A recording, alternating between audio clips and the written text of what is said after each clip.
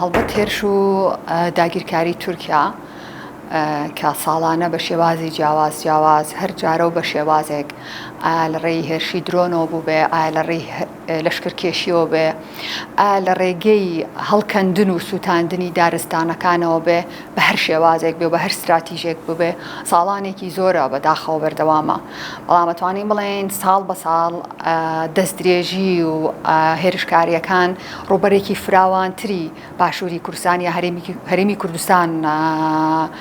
داگیر ئەکا و هەر جارە و ساڵ بە ساڵ ئەم هێرش و پەلاماردانانە ئاستی قورستر وەرەگرێ. ئێمە ئەم ساڵ بینیمان کە بەداخەوە کە داتامان لە بەردەسانیەوە لە بەداخەوە لە بەرۆی ناهێڵن هیچ میدیایەک ڕووماڵی کا بەداخەوە کە لە باشووری هەرێمی کوردستانە ناهێنڕێ هیچ داتایەک لەسەر ئەم پێشێلکاری و لەسەر ئەم داگیرکاریە. ئێمە نازانین تا ئێستا چەند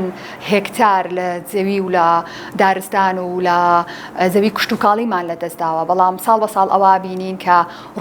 ڕوبەری داگیرکاریەکە فراوانترە بێ و ئەم داگیرکاریە بەشێکی داگیرکاری خاکی هەرێمی کوردستانە، بەشێکی کە خەمە گەورەکەیە جگە لەو داگیرکاری خاکی هەرێمی کوردستان لە هەمان کاتا قڕکردنی ژینگە و سروشتی هەرێمی کوردستانە، باشووری کوردستانە و ئەوە بینین کە درەختەکان لە ڕێگەوە هەڵەکێنرێن، ئەوە بینین کە دارستانەکان ئەسووتێنرێن، ئەوە بینین کە گوند و ماڵی خەڵکی مەدەنی بە بیانووی جیاواز بە بیانووی هێزی دیکە تەخت ئەکرێ و لە ناو ئەبرێ و ژینگەی باشووری کوردستان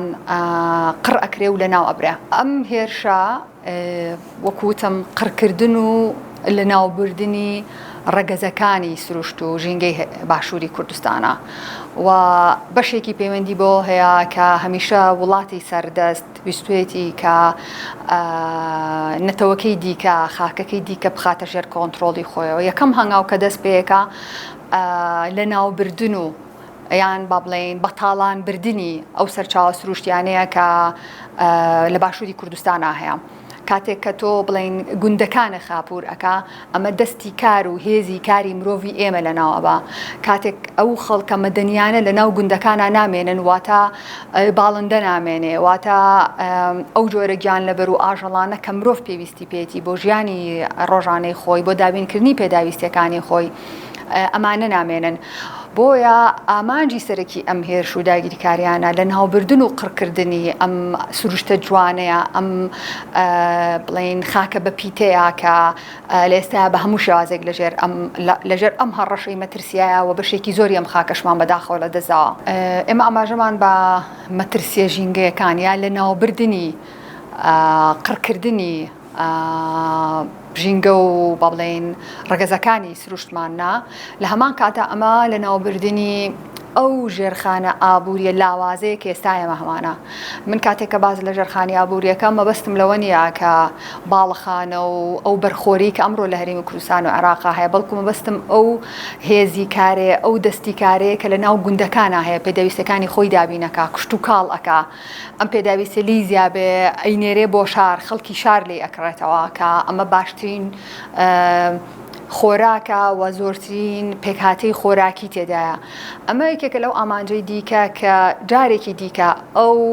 بنەما لاوازە ئابووری کە ئێستا هەمانە، بەڵام بوونی لێرە و لەوێ لە هەندێک گوندە بنەمایەکی زۆر باشە، جاری کە ئەوەیە کە ئەم گوندانە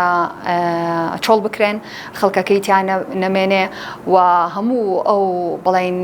بەرهەمەی کە خەڵک لەبێ لە گوندەکەی خۆیان بەرهەمی هێنرا، ئەمە جارێک کە ڕێگری لێ بکرێ و لەجێ ئەوەی مرۆڤێکی بەرهەمدارەوێ مرۆڤێکی زۆر پاسیفی لێ دروست بکرێ و لە هەمان کاتە ئەو گیان لەبەر و باڵندە و هەموو ئەوانەی کە لەو گوندیە لەناو ئیکۆسیستەمە لەناو ئەو گوندایژین هەر هەمویان ئاوارە بکرێن و لە جێگەی خۆیان هەڵبکەنرێن و لە بەرامبەرە خاکێکی سوتا و ژینگەیەکی سوتاوە بۆ بەجێ هێڵە. لە ناوبردن و هەڵکەندن یان سووتاندنی دارستانەکان ئەمە چەندین ساڵە بەردەوامی هەیە و لەلایەن دەوڵەتی تورکیا و سوپای تورکیاوە بۆ بە کاری ڕۆژانەیان، ئەمە کارێکە کە ڕۆژانە ئەنجامێن. هەرێکێک لەو دارانە کە سووتێنرێن تەمەنی لاوەچە 100 ساڵ، زیاتر لە 200 ساڵ، 100 ساڵ و زیاتر لە 200 ساڵە. واتە تۆ بۆ ئەوی جاری کە دارستانێکی واتە بەلانی کەم پێویستە بە 100 ساڵ 200 ساڵی کە هەیە لە کاتێکا تۆ لە سەردەمێکە ئەم دار و دارستان و بەڵێن دارستانە دروست بووە کە ئەتوانین بڵین لەژێر تۆباران و بە سوتماکردن و قڕکردنانەوە کاتێک تۆ دەوڵەتێکێت ئەمە ئەسووتێنێ و لە ناوی ئەبا تۆ لە دۆخێکی ئاساییە کاتێک لەژێر دەسەڵاتی داگیرکەرانەبی اینجا پێویستە بە 100 ساڵ 200 ساڵ هەیە بەڵام ئامانجێم داگیرکەر ئەوەیە کە تۆ ئەمە هەر نەبێ